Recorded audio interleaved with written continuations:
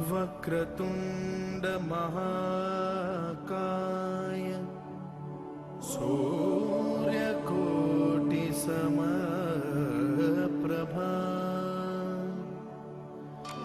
निर्विघ्नं कुरु मे देव सर्वकार्येषु सर्वदा।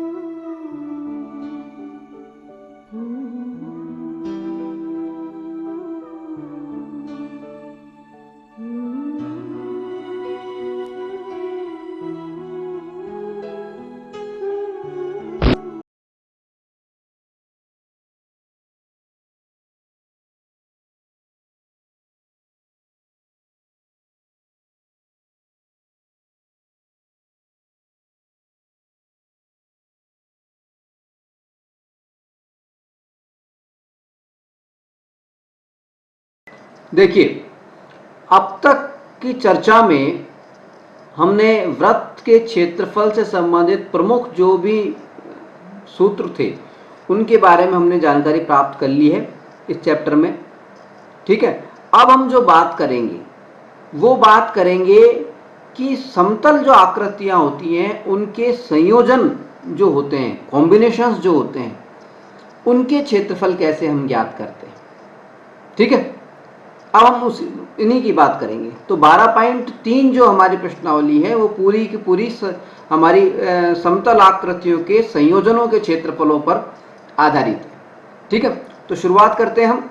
और सबसे पहले समतल आकृतियों के संयोजन के क्षेत्रफल का पहला उदाहरण लेते हैं, जो कि हमारी इस प्रश्नावली में उदाहरण नंबर 4 के नाम से दिया हुआ है।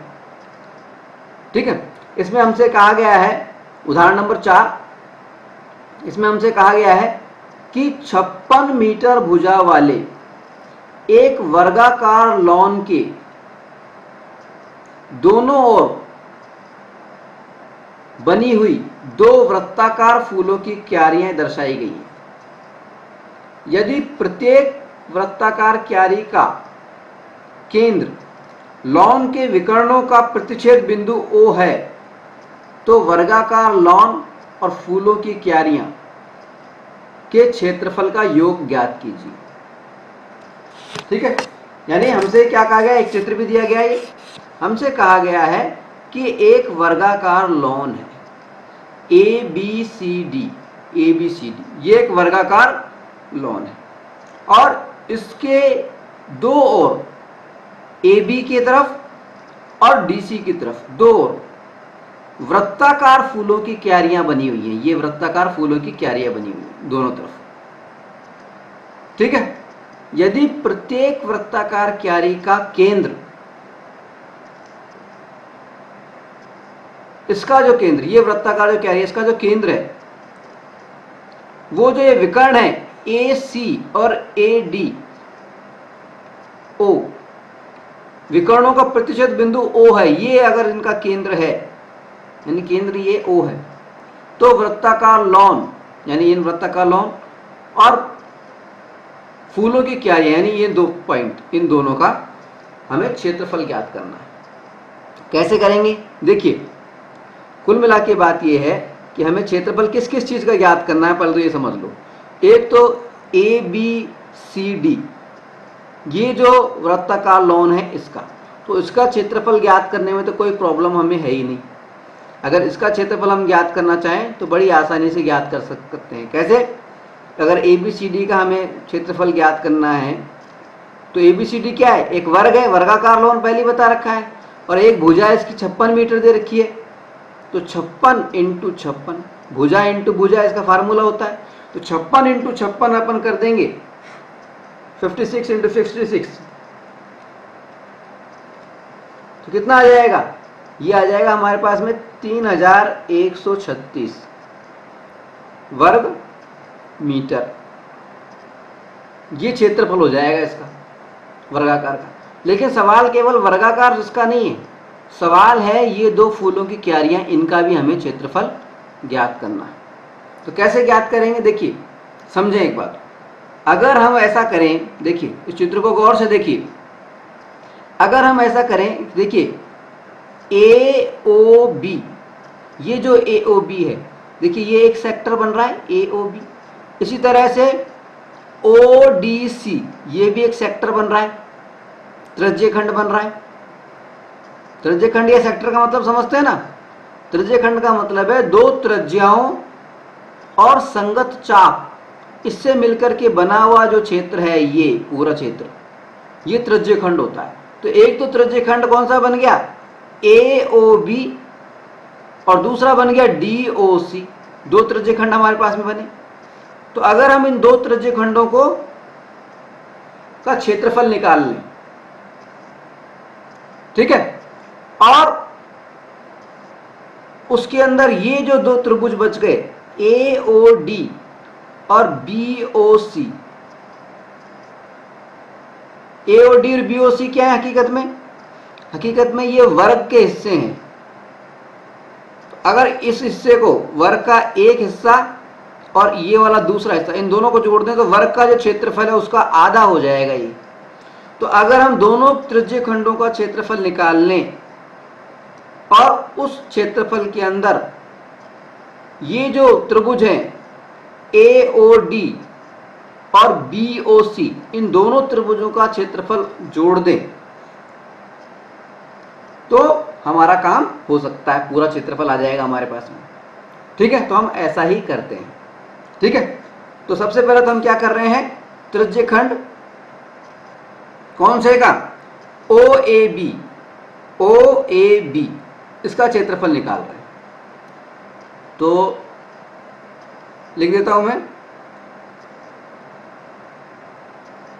देखिए संपूर्ण क्षेत्रफल का मतलब, संपूर्ण क्षेत्रफल अपन को निकालना है, इसका मतलब त्रिज्यखंड, त्रिज्यखंड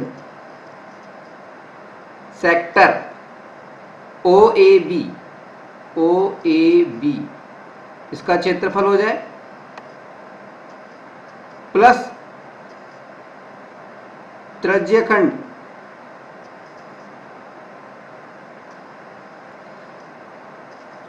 O D C, O D C, इसका क्षेत्रफल हो जाए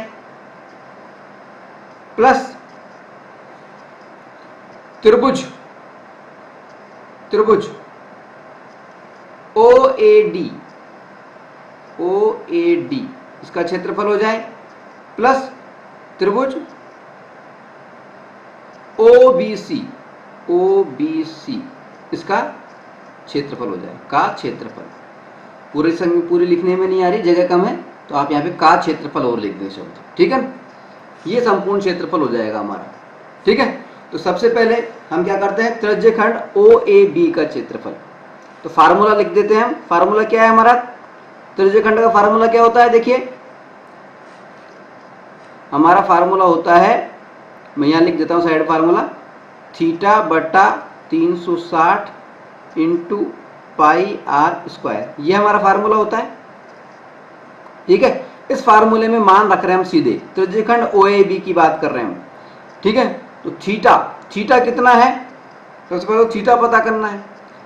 अब थीटा कितना है, क्योंकि ये वर्ग के 4 भाग हो रहे हैं, क्योंकि ये वर्ग के 4 भाग हो रहे हैं, इसलिए थीटा 90 डिग्री है। थीटा कितना है, 90 डिग्री। तो थीटा की जगह पे हमने लिख दिया 90 डिग्री। यहाँ पे ये बात ध्यान रखना, थीटा का मान कैसे ज्ञात करेंगे, 360 में हम 4 का भाग लगा देंगे, थीटा बराबर 360/4 यानी 90 डिग्री, इस तरह से निकालेंगे हम। 4 भाग बने हुए हैं ना, तो अगर ये थीटा ज्ञात करना है तो इस केंद्र पर, केंद्र O जो है इसके ऊपर टोटल मिलाकर के 360 डिग्री के कोण बन सकते हैं, और टोटल बने हुए कोण 4, तो एक कोण कितने का हो गया, 90 डिग्री का, इसलिए थीटा 90 हो गया। ठीक है, तो ये ध्यान रखना, तो थीटा की जगह पर तो 90 लिख दिया हमने, अपॉन 360 ये क्यों लिख दिया हमने, इंटू पाई, पाई की जगह पे हमने 22/7 लिख दिया, इंटू आर, इंटू आर।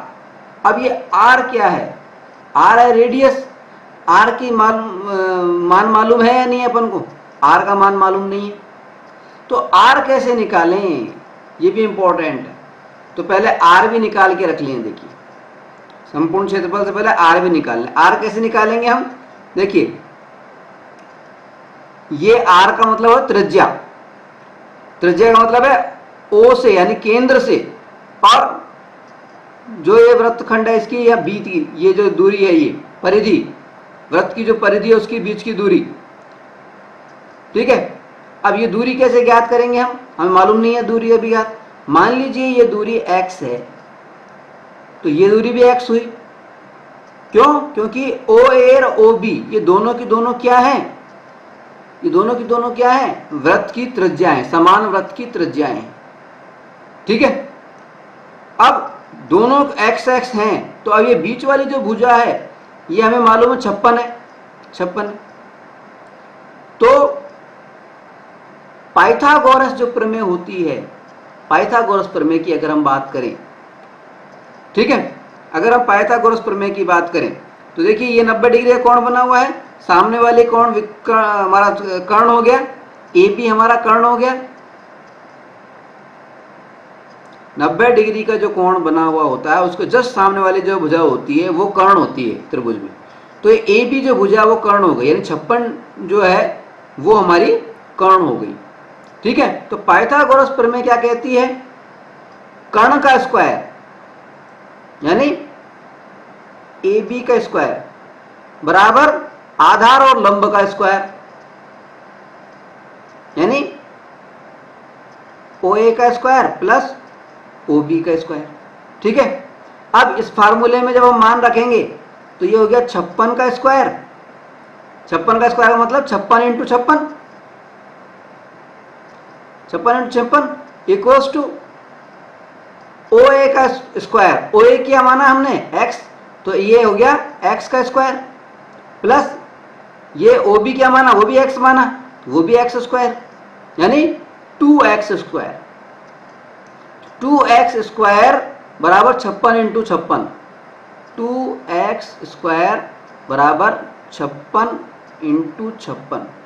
और अगर हम खाली x स्क्वायर की बात करें तो 1 2 से कट जाएगा, तो 56 की जगह ये हो जाएगा 28 इंटू 56, तो x स्क्वायर का मान हमारे पास में आ गया 28 इंटू 56। ठीक है, ये हमारा को ध्यान रखना, ये थोड़ी सी अलग से एक्सरसाइज करके हमें रखनी पड़ेगी, शुरुआत में ही रख लें। ठीक है, ठीक है, तो x स्क्वायर का मान हमने लिख लिया, इसको समीकरण नंबर 1 लिख दिया, ये मान लीजिए। ठीक है, अब देखिए, अब हम क्षेत्रफल निकाल रहे थे, त्रिज्यखंड OAB का क्षेत्रफल निकाल रहे थे, तो यहाँ पर पाई का मान हमने रख दिया।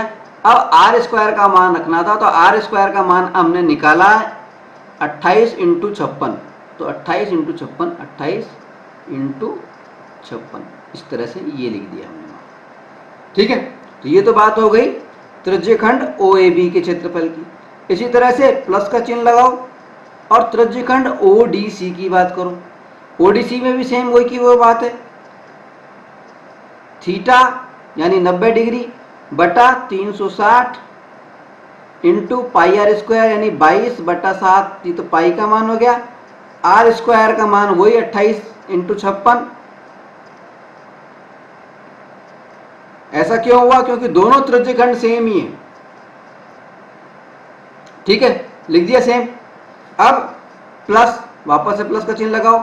अब त्रिभुज OAD की बात हो रही है, OAD।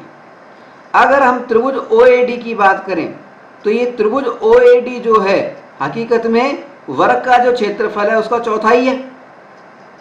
साफ नजर आ रहा है, वर्ग का चौथा हिस्सा है। तो अगर हम वर्ग के क्षेत्रफल, इसको हम लिख दें 56, वर्ग का क्षेत्रफल होता है 56 इंटू 56 अपॉन 4, 4 का भाग लगा दें तो हमारे को त्रिभुज OAD का क्षेत्रफल मिल जाता है हमारे पास में।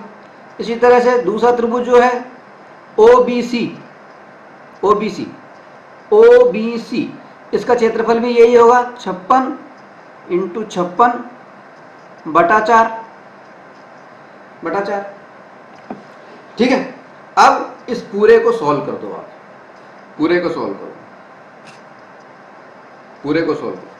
सॉल्व करेंगे तो क्या होगा? देखिए 90 और 360 कितना हो गया? 4। 90 360 9 चौक 36, 4 बार कट गया। और 4 और 28, 7 चौक 28, 7 बार कट गया। 7 से ये 7 कट गया, तो हमारे पास में ऊपर क्या बचा? 56 इंटू 22, 56 इंटू 22 मतलब 1232। क्या बचा? 1232। तो इसको हमने लिख दिया 1232।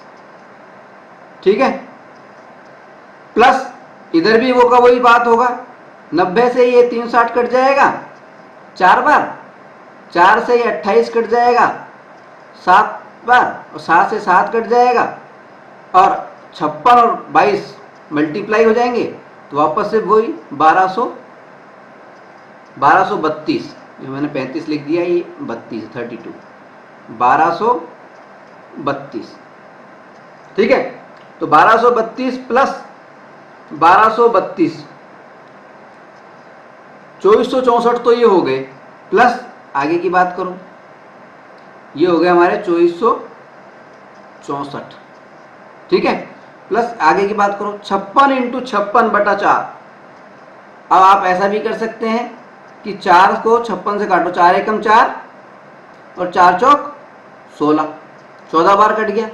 इधर भी ये 14 बार कट गया। 14 इंटू 56, तो 14 इंटू 56 देखो, 14 इंटू 56 जब हम करेंगे तो 784 आएगा। कितना आ जाएगा? 784। तो इधर भी 78 प्लस वापस से 784। ठीक है, तो 2464। अब इन सबको जोड़ देंगे हम तो कितना आ जाएगा? देखिए ये हमारे पास में आ गया 1232 और 1232 दोनों को जोड़ा तो 2464 आ गया, प्लस इसमें 784 प्लस 784 जब हम करेंगे तो हमारे पास में कितना आ जाएगा? इन चारों को जोड़ देंगे तो बराबर 4032। ये हमारा आंसर हो जाएगा, टोटल क्षेत्रफल।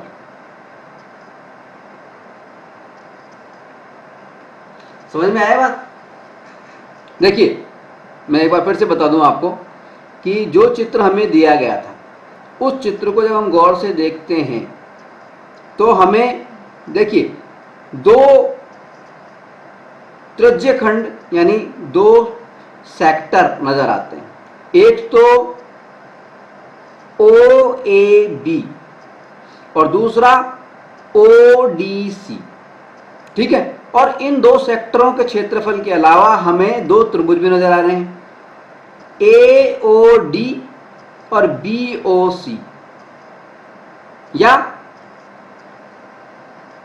OAD और OBC, ये दो त्रिभुज भी नजर आते हैं। तो दोनों सेक्टरों के अंदर अगर हम इन दोनों त्रिभुजों का क्षेत्रफल जोड़ दें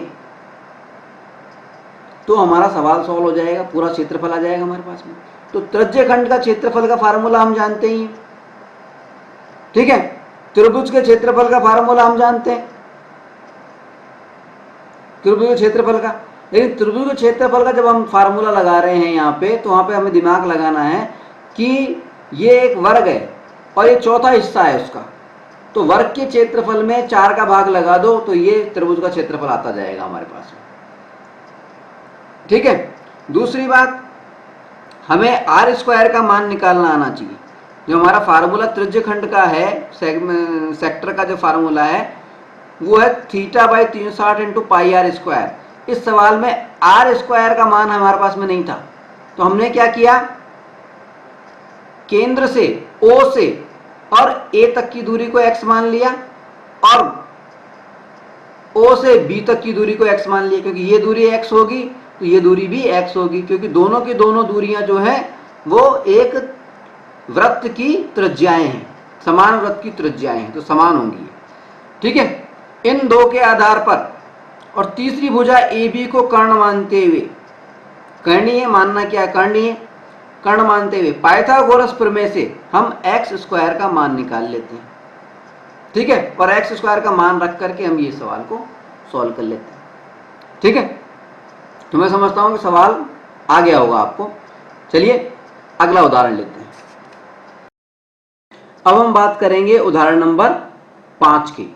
इसमें हमसे कहा गया है कि आकृति 12.16 में, यानी इस वाली आकृति में, छायांकित क्षेत्र का क्षेत्रफल ज्ञात कीजिए।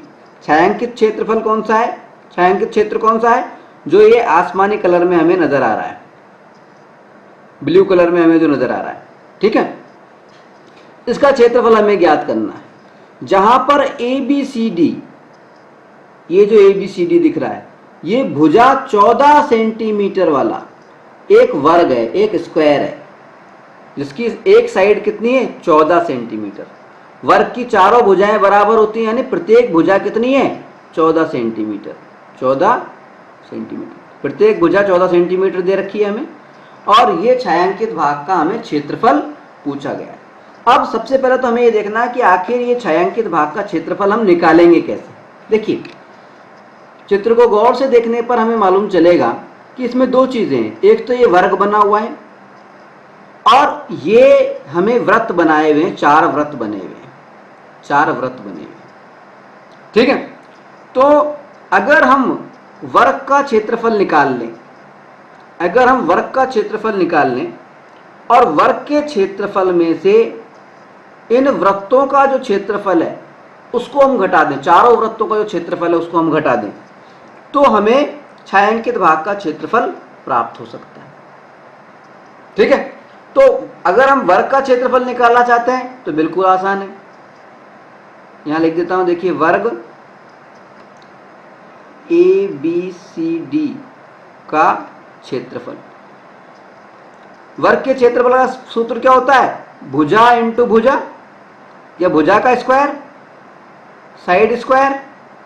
तो भुजा इंटू भुजा मतलब 14 इंटू 14,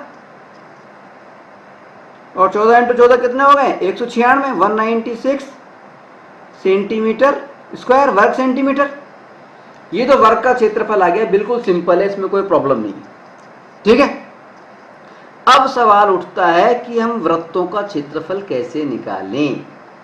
अगर हम वृत्त का क्षेत्रफल निकालना चाहते हैं तो वृत्त का क्षेत्रफल का फार्मूला क्या होता है, वृत्त का क्षेत्रफल, इसका फार्मूला होता है πr²। ठीक है, यानी इसमें हमें किसकी जरूरत पड़ेगी, r, त्रिज्या की जरूरत पड़ेगी, वृत्त की त्रिज्या की जरूरत पड़ेगी। यहां पे हमें वृत्त की त्रिज्या तो मालूम ही नहीं है, वृत्त की त्रिज्या तो मालूम ही नहीं है, ना ही हमें वृत्त का व्यास मालूम है, ना ही हमें वृत्त का व्यास मालूम है। हमें मालूम क्या चीज है कि ये जो पूरी भुजा है, ये जो दो वृत्त बने हुए हैं, तो अगर व्यास का दुगना कर दें हम, दो वृत्तों का व्यास जो है, दो वृत्तों का व्यास, दो वृत्तों का व्यास, दो वृत्तों का व्यास, वो हमें दे रखा है कितना, 14 सेंटीमीटर, 14 सेंटीमीटर। तो एक वृत्त का व्यास कितना हो जाएगा, 14/2, ठीक है, यानी 7 सेंटीमीटर।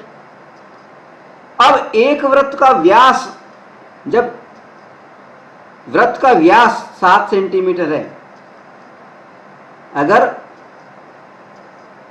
चूंकि वृत्त का व्यास बराबर 7 सेंटीमीटर है, तो वृत्त की त्रिज्या, इसलिए वृत्त की त्रिज्या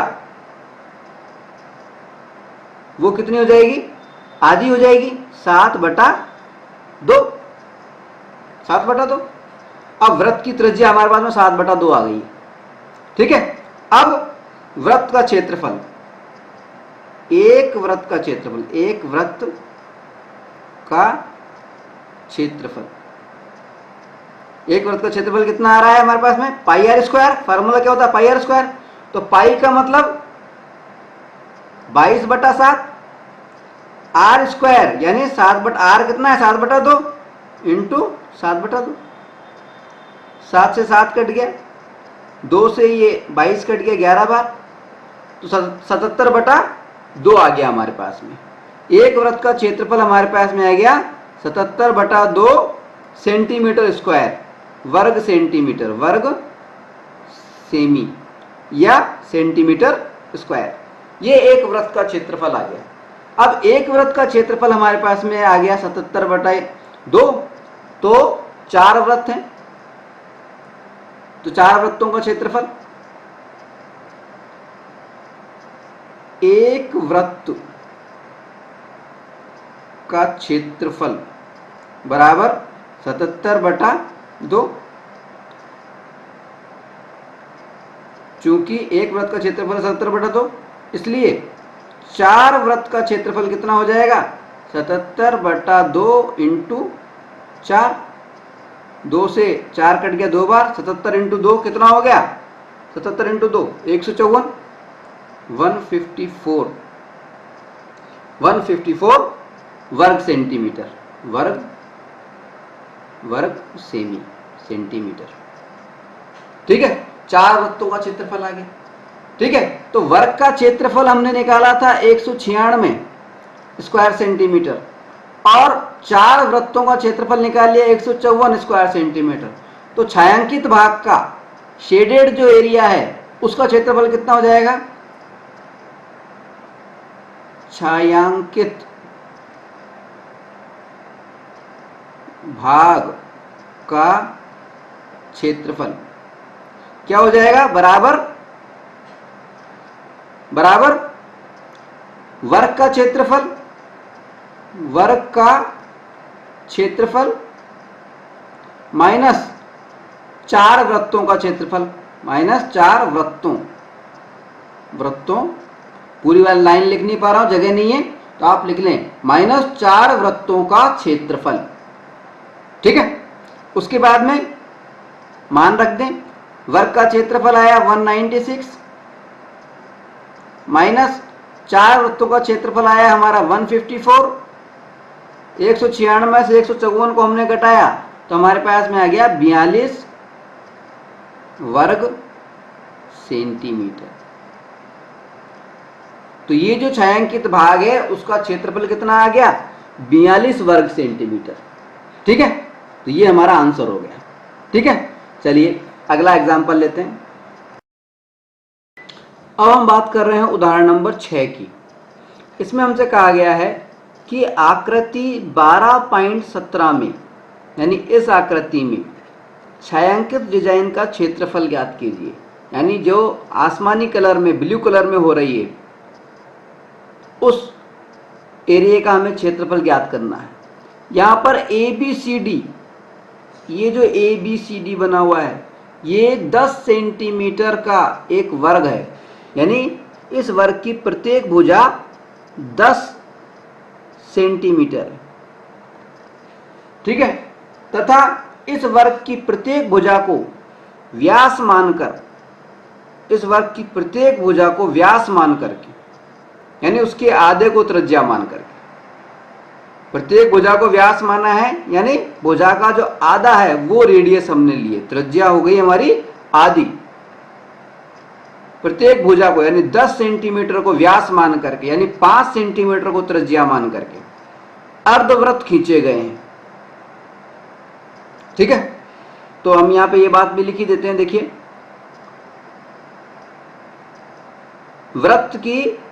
वृत्त का व्यास, वृत्त का व्यास कितना माना गया है? 10 सेंटीमीटर। तो यानी वृत्त की त्रिज्या क्या हो गई? त्रिज्या बराबर हो गई 5 सेंटीमीटर। ठीक है, अब छायांकित भाग का हमें क्षेत्रफल ज्ञात करना है। तो देखिए कैसे ज्ञात कर सकते हैं आप, बड़ा गौर से देखने वाली बात है इस सवाल में। देखिए, प्रत्येक तरफ, प्रत्येक जो भुजा है इस वर्ग की, जैसे AB ये भुजा है AB, अब AB को में 10 सेंटीमीटर को व्यास मान करके, बीच में 10 सेंटीमीटर को व्यास मान करके या फिर 5 सेंटीमीटर को त्रिज्या मान करके एक वृत्त खींचा गया है। ठीक इसी तरह BC से भी एक वृत्त खींचा गया है, DC से भी एक वृत्त खींचा गया है, और AD इससे भी एक वृत्त खींचा गया है। ऐसा करने पर हमें ये डिजाइन प्राप्त हो जाती है। ठीक है, तो देखिए अब हम कैसे ज्ञात करेंगे शेडेड भाग को। देखिए, अगर हम ऐसा करें, इस क्षेत्र को हम नंबर 1 लिख दें, इस क्षेत्र को हम नंबर 2 मान लें, इस क्षेत्र को नंबर 3 मान लें, और इस क्षेत्र को नंबर 4 मान लें। ठीक है, तो अगर हमें नंबर 1 और नंबर 2, ये वाइट वाले जो हिस्से हैं, इनका क्षेत्रफल ज्ञात करना हो तो कैसे ज्ञात करेंगे? पूरे वर्ग का क्षेत्रफल निकाल लो, और उसके बाद में देखिए BC भुजा से जो अर्धवृत्त खींचा गया है, BC भुजा से जो अर्धवृत्त खींचा गया है ये वाला, और AD भुजा से जो अर्धवृत्त खींचा गया है ये वाला, इन दोनों अर्धवृत्तों का जो क्षेत्रफल है, उस क्षेत्रफल को अगर हम घटा दें तो हमें 1 और 2 का इसका क्षेत्रफल प्राप्त हो जाएगा। ठीक है, ठीक इसी प्रकार से अगर हमें 2 और 4 इस वाले भाग का क्षेत्रफल ज्ञात करना है तो हम क्या करेंगे? AB भुजा से जो अर्धवृत्त खींचा गया है उसका क्षेत्रफल, और DC भुजा से जो अर्धवृत्त खींचा गया है उसका क्षेत्रफल, इन दोनों के क्षेत्रफल को वर्ग के क्षेत्रफल में से घटा देंगे तो हमें बाकी का जो क्षेत्रफल जो बचेगा वो 2 और 4 का बचेगा। ठीक है, तो सबसे पहले हम ज्ञात कर रहे हैं पहले और तीसरे भाग का, पहले और तीसरे भाग का क्षेत्रफल। ठीक है, तो यहां लिख देता हूं मैं भाग 1 व 3 का क्षेत्रफल। हमें यह भी मालूम होना चाहिए भाग 1 और 3 समान हैं, बिल्कुल एक जैसे हैं। ठीक है, तो भाग 1 और 3 का क्षेत्रफल कैसे निकालेंगे हम? पहले तो हम बात करेंगे वर्ग का क्षेत्रफल, वर्ग ABCD का क्षेत्रफल। ठीक है, और उस वर्ग ABCD के क्षेत्रफल में से 2 अर्धवृत्तों का क्षेत्रफल, 2 गुणा अर्धवृत्त का क्षेत्रफल, अर्धवृत्त का क्षेत्रफल। अर्धवृत्त का क्षेत्रफल 2 गुना इसलिए किया क्योंकि 2 अर्धवृत्त बने हुए हैं। ठीक है, तो कैसे करेंगे, देखिए वर्ग ABCD का क्षेत्रफल, तो वर्ग की एक भुजा हमें 10 सेंटीमीटर दी हुई है, तो वर्ग का क्षेत्रफल 10 इंटू 10 माइनस 2 इंटू अर्धवृत्त का क्षेत्रफल। अर्धवृत्त का क्षेत्रफल क्या होता है, जो वृत्त का क्षेत्रफल का फार्मूला होता है हमारा pi r square, pi r square. अर्धवृत्त की बात कर रहे हैं तो बाई 2, उसमें 2 का भाग लगा देते हैं। ठीक है, ठीक है। अब देखिए 2 से 2 कट गया, तो अब हमारे पास में क्या बचा, 10 ढाई 10 इंटू 10, ये हो गया 100 माइनस पाई, पाई की वैल्यू क्या रख दें हम, 3.14 रख सकते हैं। 100 minus 3.14 into R square. R कितना दे रखा है, त्रिज्या कितनी है हमारे पास में 5 सेंटीमीटर, तो 5 का स्क्वायर कितना हो गया 25। ठीक है, तो हमारे पास में क्या आ गया, 100 माइनस 25 इंटू 3.14 यानी 78.50, और 100 में से 78.50 जब हम घटाएंगे तो हमारे पास में क्या आ जाएगा 21.5 सेंटीमीटर स्क्वायर। ठीक है, ठीक इसी तरह से हम भाग 2 और 4 इसका भी क्षेत्रफल ज्ञात करेंगे।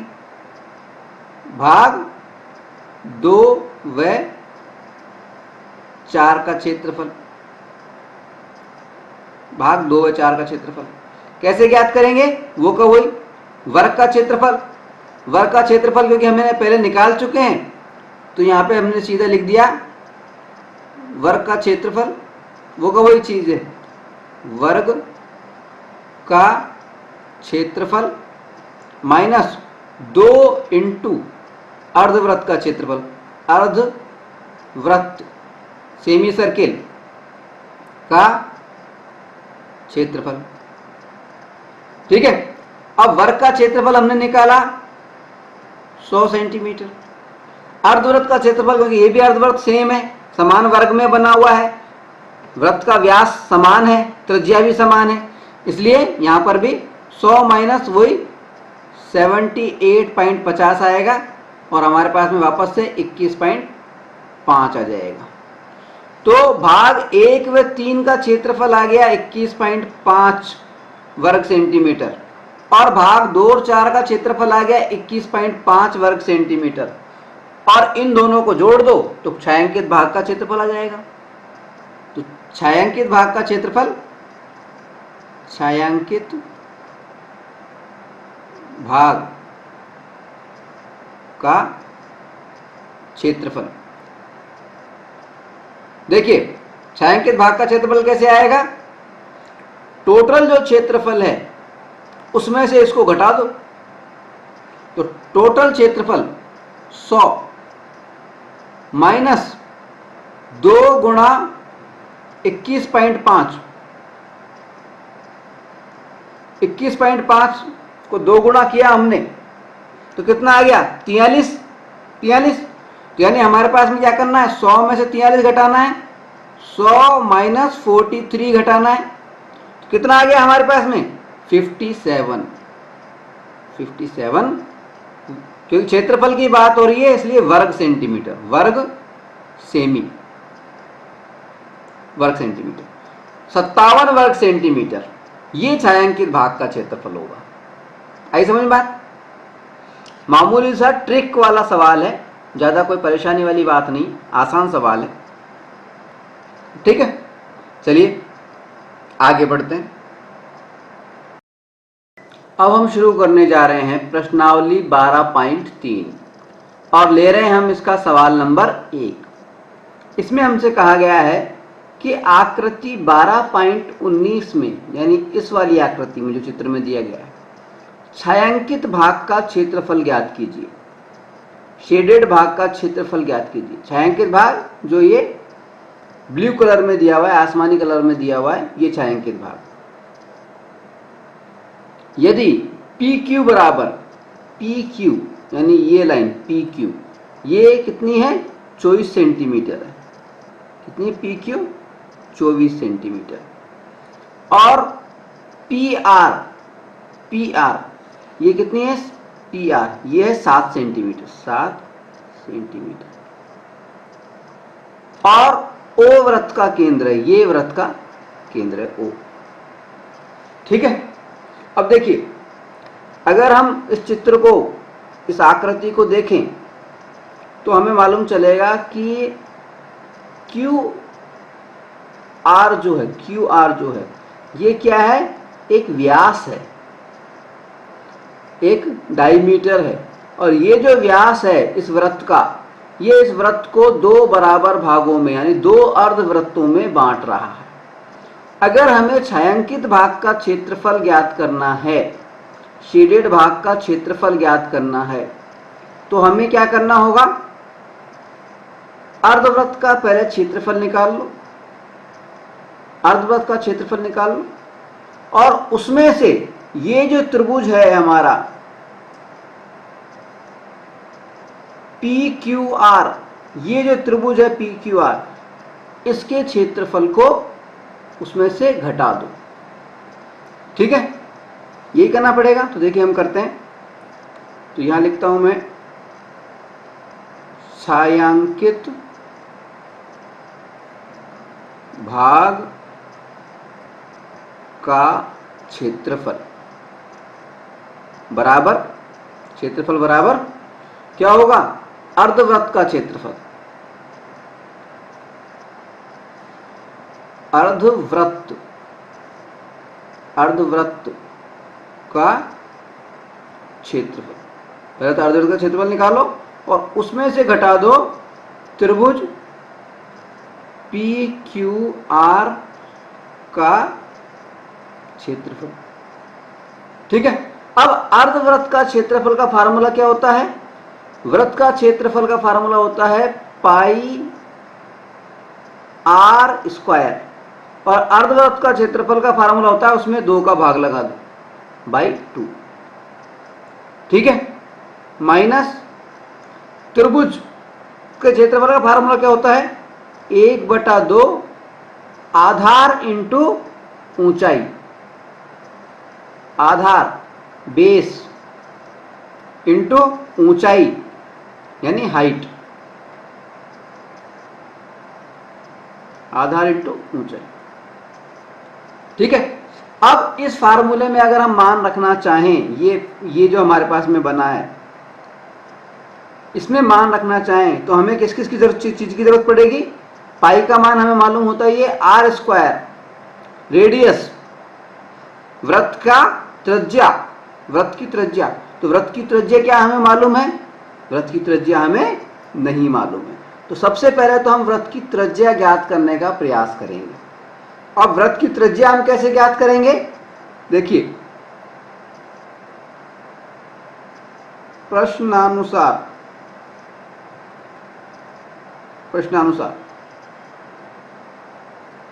पी क्यू बराबर 24 सेंटीमीटर और पी आर बराबर 7 सेंटीमीटर, और कोण P जो है ये, इसको आर पी क्यू बोल सकते हैं, कोण आर पी क्यू, पी पर जो कोण बन रहा है वो, P पर जो कोण बन रहा है वो 90 डिग्री का है। कैसे मालूम हमें कि ये 90 डिग्री का है, क्योंकि हमने आपको बताया था कि अर्धवृत्त के अंदर जो भी कोण बनता है, अर्धवृत्त के अंदर, अर्धवृत्त में जो भी त्रिभुज स्थित हो उसका जो कोण होता है वो 90 डिग्री का ही होता है। तो ये अर्धवृत्त में कोण है इसलिए 90 डिग्री का है। ठीक है, इसका मतलब ये एक समकोण त्रिभुज है, ये एक समकोण त्रिभुज है।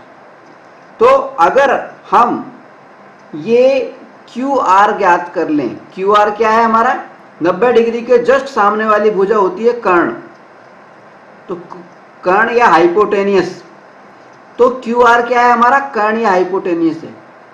अगर हम कर्ण या हाइपोटेनियस ज्ञात कर लें तो ये जो कर्ण और हाइपोटेनियस हमें मालूम चलेगा, ये व्यास भी है, डायमीटर भी है इस वृत्त का, और व्यास का आधा जो होता है वो त्रिज्या होती है। तो जो भी कर्ण हमें प्राप्त हो उसको हम आधा कर दें तो हमें त्रिज्या प्राप्त हो जाएगी। ठीक है, तो सबसे पहले तो हम कर्ण ज्ञात करें। कर्ण यानी ओ, ये क्यू आर। तो इसके लिए हमें इस्तेमाल करना पड़ेगा पाइथागोरस प्रमेय। यहां लिख देता हूं मैं, बाई, आप पूरा लिखेंगे पाइथागोरस प्रमेय से। मैं पीटी लिख रहा हूं, पाइथागोरस थ्योरम का टी लिख रहा हूं। पी से पाइथागोरस, टी से थ्योरम, आप लिखेंगे पाइथागोरस प्रमेय। ठीक है, बाई पाइथागोरस प्रमेय। ठीक है, पाइथागोरस प्रमेय से क्या हो गया, देखिए क्यू आर का स्क्वायर बराबर क्या होता है, आधार इंटू ऊंचाई। क्यू आर का स्क्वायर यानी क्यू आर का स्क्वायर बराबर पी क्यू, पी क्यू का स्क्वायर प्लस पी आर का स्क्वायर, पी आर का स्क्वायर। यानी इस भुजा का पी क्यू कितना है 24, तो 24 का स्क्वायर करना है प्लस 7 का स्क्वायर करना है, क्यू आर बराबर। ठीक है, तो 24 का स्क्वायर किया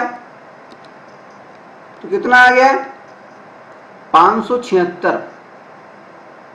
24 का स्क्वायर किया तो 576, और 7 का स्क्वायर किया तो 7 7 49। तो यानी 576 के अंदर अगर हम 49 जोड़ दें तो हमारे पास में कितना आ गया 625। कितना आ गया, क्यू आर स्क्वायर बराबर 625, और क्यू आर बराबर कितना आ जाएगा 625 का अंडर रूट, और 625 का अंडर रूट कितना होता है, वो होता है 25। क्यू आर बराबर हमारे पास में आ गया 25 क्यू आर। ये जो पाइथागोरस प्रमेय से हमने क्या निकाल लिया, इस त्रिभुज का कर्ण निकाल लिया, हाइपोटेनिस निकाल लिया 25। और ये जो कर्ण है इस त्रिभुज का, ये वृत्त का व्यास भी है। ठीक है, तो क्यू आर बराबर क्या है,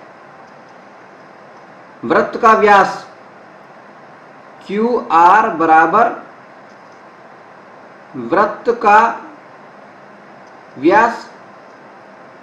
अगर वृत्त की त्रिज्या की बात करें हम, तो वृत्त की त्रिज्या कितनी हो गई, वृत्त की त्रिज्या क्यू आर बटा 2 यानी 25 बटा 2।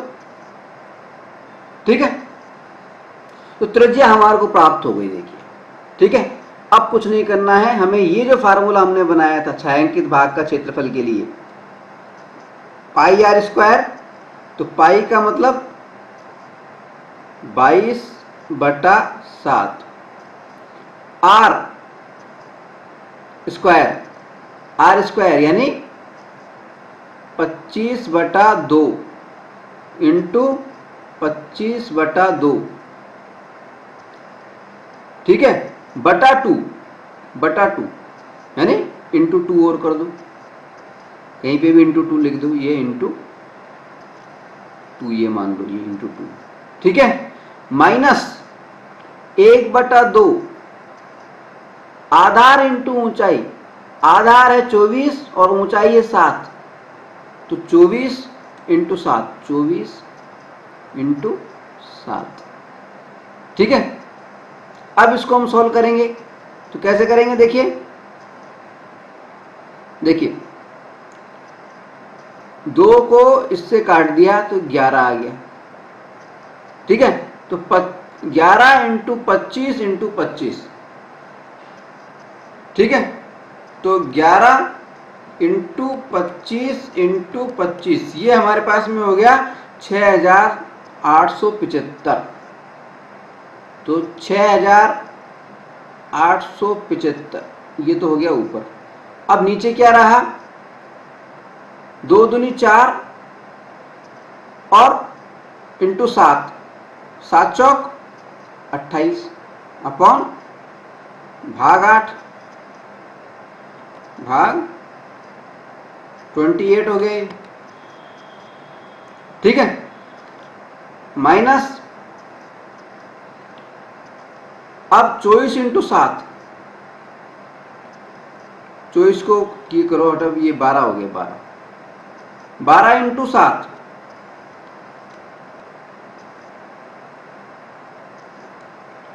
12 सत्ते 84, तो ये 84 हो गया, 84 हो गया। ठीक है,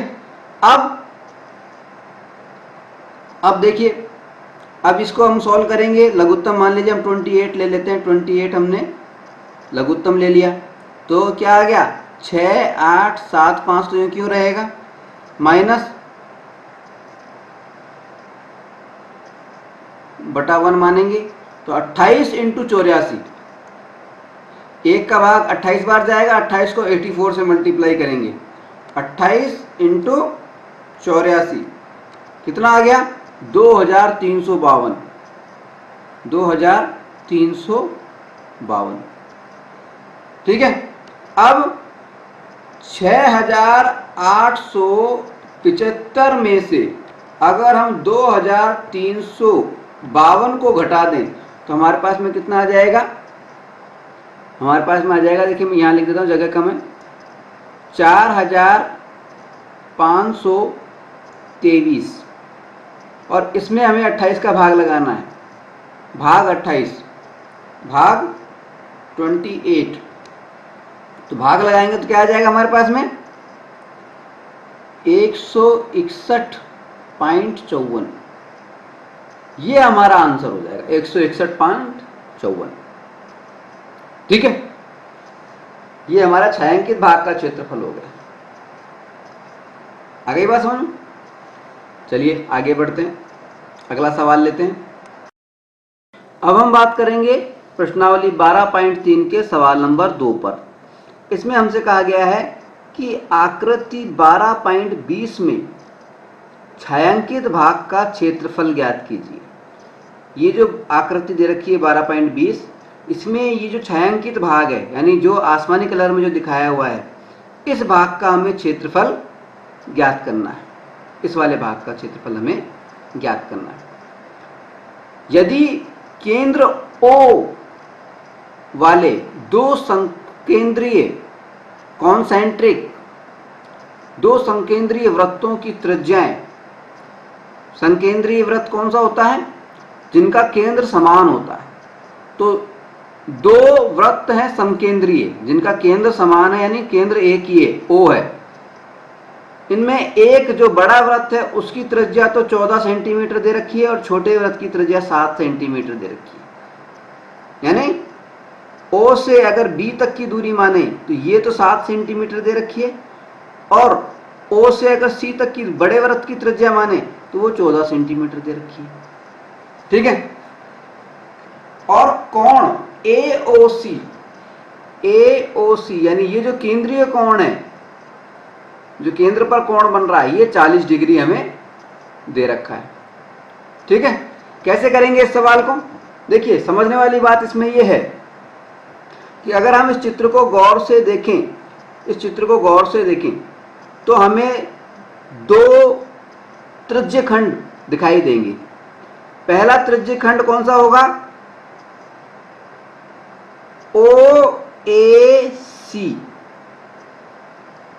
OAC, ये वाला OA, यहाँ पे कोई बिंदु चाहे तो हम लिख सकते हैं, मान लो P बिंदु लिख लिया, तो OAPC ये त्रिज्यखंड दिखेगा।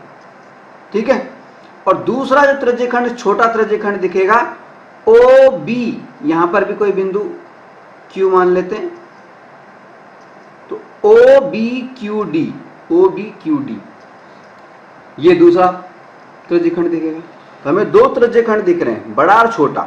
ठीक है, तो अगर हम बड़े त्रिज्यखंड में से छोटे त्रिज्यखंड का क्षेत्रफल घटा दें तो हमें छायांकित भाग का क्षेत्रफल प्राप्त हो जाएगा।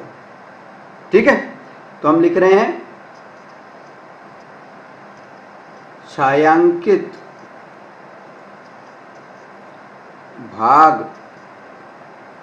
का क्षेत्रफल बराबर क्या होगा? बड़े त्रिज्यखंड बड़े त्रिज्यखंड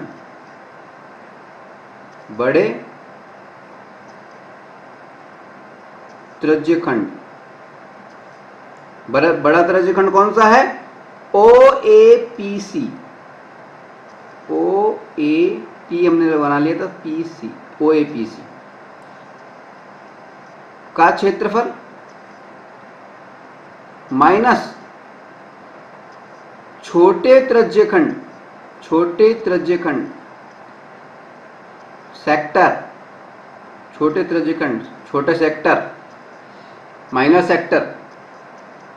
ठीक है, छोटे त्रिज्यखंड छोटा त्रिज्यखंड कौन सा है? OBQD का क्षेत्रफल ठीक है। अब देखिए इस तरह से हम निकाल लेंगे। अब देखिए छोटे वृत्त की त्रिज्या कितनी है? छोटे वृत्त की त्रिज्या को हम छोटे r से स्मॉल r से बता देंगे। स्मॉल r बराबर कितनी दे रखी है? 7 सेंटीमीटर। ठीक है, और बड़े वृत्त की त्रिज्या क्या दे रखी है? बड़े वृत्त की त्रिज्या इसको हम कैपिटल R से दिखा देंगे। R ये कितनी दे रखी है? 14 सेंटीमीटर। ठीक है, और केंद्रीय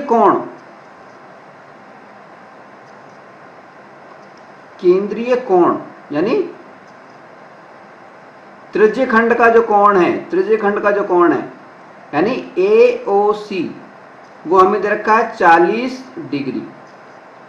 ठीक है, अब क्या करेंगे? हम छायांकित भाग का क्षेत्रफल निकालेंगे। तो छायांकित भाग का क्षेत्रफल क्या होगा? देखिए छायांकित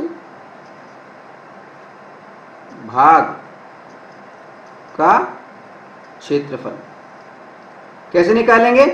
बड़े त्रिज्यखंड OAPC का क्षेत्रफल तो बड़े की बात कर रहे हैं, तो OAPC का क्षेत्रफल कैसे निकालते हैं? त्रिज्यखंड का फार्मूला क्या होता है? Theta by 360 into pi r square.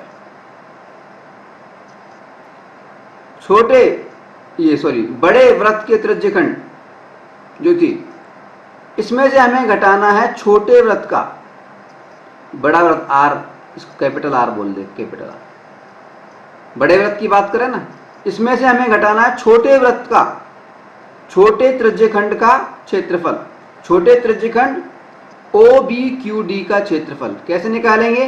Formula वही है, theta by 360 into pi small r छोटे वृत्त की त्रिज्या का स्क्वायर।